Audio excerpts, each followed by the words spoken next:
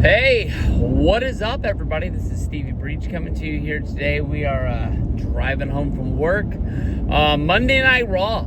You can really honestly tell that the main event match for Crown Jewel coming up from you from Perth, Australia, it really is Cody Rhodes versus Seth Rollins, because of the fact it was champion versus champion, and the only championship that is on the line is a fake championship belt that will live in Saudi Arabia, and a ring that is given to the winner that I don't even really know if it's real or if it is just a WWE prop that lives inside of the warehouse. I kind of thought the John Cena versus AJ Styles match would kind of mean more, but they're really just making that match look like it's a highlighted exhibition. I mean, you think about, Monday, I of course no Cena there, but not even like a real video hyping up the fact of what AJ Styles versus John Cena meant to AJ Styles' early career of coming into WWE, well establishing himself, even though he already was a champion at that time.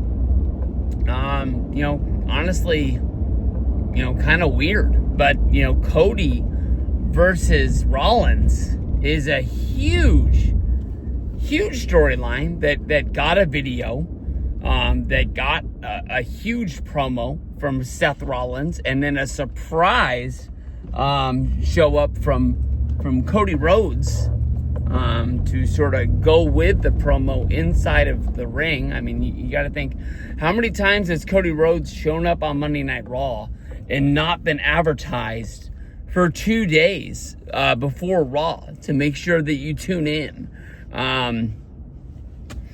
I know that this match is a big deal. I think that honestly, if they gave us the surprise factor of Rhodes or Rollins actually mentioning the word AEW, All Elite Wrestling, I think it would give it that last little notch. Yeah, casual fans like you and me, we know what these videos are about, but they honestly tell a storyline of Cody Rhodes was a wrestler in WWE. He got to a point when he just didn't want to wrestle anymore, and he left. He left WWE. They don't say he went and wrestled in New Japan. They don't say he went and wrestled in TNA. They don't say that, he went to AEW.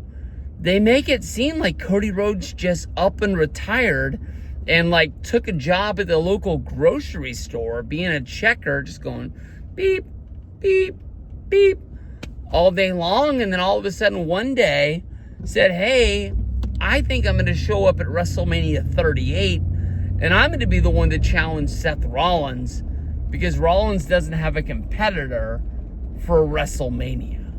Now, I remember the time, leading up to WrestleMania 38, before Cody had left AEW, the rumor came out that Cody was working in AEW. His contract had expired, but he hadn't signed a new one. And no one really thought anything of it. Maybe they were trying to, set it at a certain price, or maybe give him a certain job title that kind of hadn't been really worked out.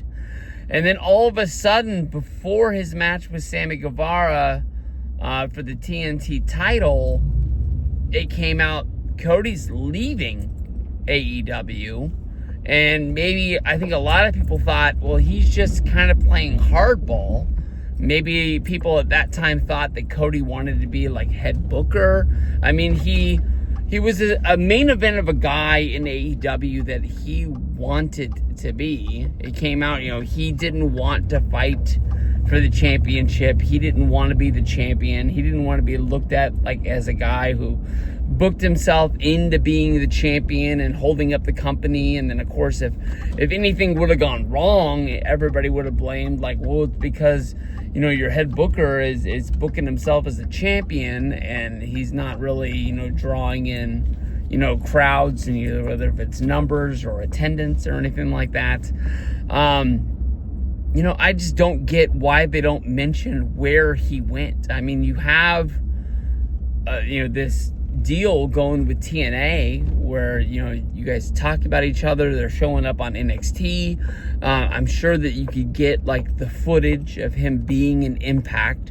I guess you don't have to actually play the audio because, of him being a heel and trying to have it where Brandy wouldn't wrestle and, just trying to hold her back. And that's what it was supposed to kind of like be making him a heel at the time.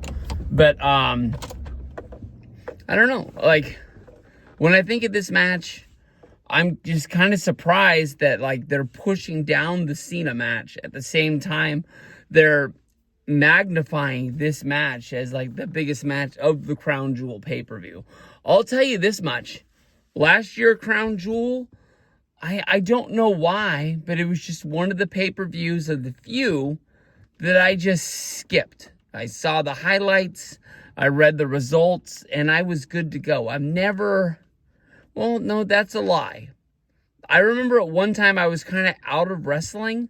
Survivor Series, I want to say it was 2017, really got me fired up. I loved the invasion storylines of SmackDown showing up on Raw, Raw showing up on SmackDown, them building their teams. I think that was the one where Shane was on SmackDown, and then Triple H was on Raw. Braun Strowman was out there, and I thought they were kind of leading up to McMahon versus I guess I was going to call him McMahon versus McMahon, but McMahon versus Triple H. Shane versus Triple H is where I thought they were leading. And that storyline honestly kind of went nowhere, but that was kind of like the first time I had like the rumbling, like I really want to go to WrestleMania again after going to WrestleMania 32.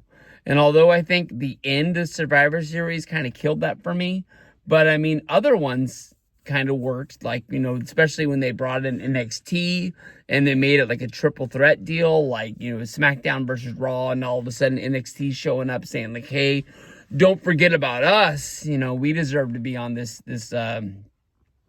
equal playing ground. And I think that's when Keith Lee beat Roman Reigns. We all know where that went in the long run. But I